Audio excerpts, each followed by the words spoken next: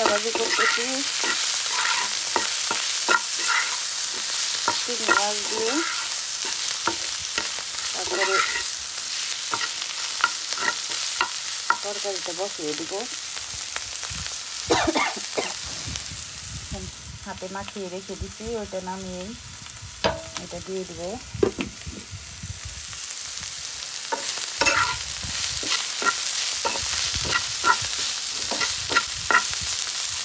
চিংড়ি মাছ দিয়ে উস্তা ভাজি করলে কিন্তু খেতে অনেক মজা লাগে।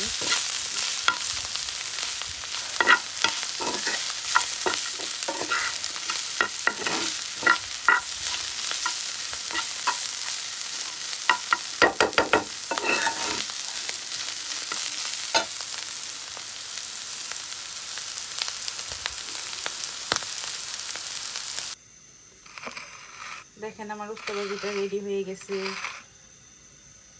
দেখতে কি খারাপ লাগতেছে কমেন্টে বলবেন।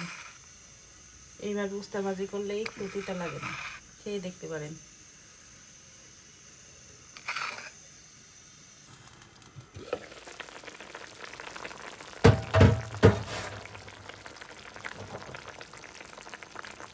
কাজলি মাছটাও প্রায় হয়ে গেছে। ছেলে খাবে দেখে একটু মশলা আমি কমই দিতে আজকে। বেশি ঝাল ছেলে খেতে পারে না, কিন্তু ছেলের বাবা খায় ঝাল প্রচুর।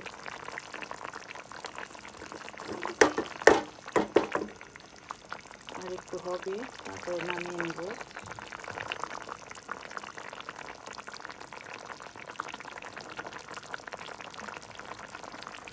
এদিকে আমি ডাউলটাও রেডি করে নিছি, সাথে ডিমটাও কেটে নিছি।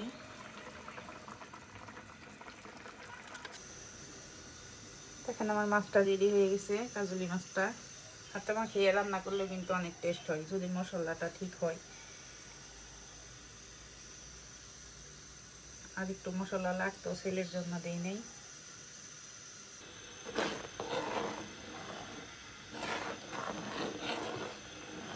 আমি ডাউলটা বসিয়ে দিছি, হয়ে গেছে। আগে আমি প্রেসার কুকারে সিদ্ধ করে নিয়েছিলাম পেঁয়াজ কাঁচামরিচ সব কিছু দিয়ে। এখন আমি দেখেন ডিমটা কেটে নিছি, এগুলো দিয়ে দেবো। এইভাবে ডাউল রান্না করে খেলে খুব মজাই লাগে, ট্রাই করতে পারেন। হয়ে গেলে শুধু সোমবার দিয়ে নেব, তাই হবে।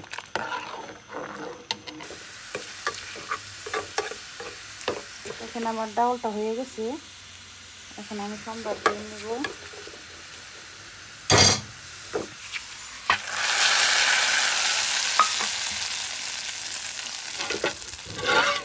একটু পাতলা করে নিচ্ছি, কারণ আমার হাজবেন্ড আবার পাতলা ডাউলি পছন্দ করে। আপনারা আর একটু ঘন করে নিতে পারেন।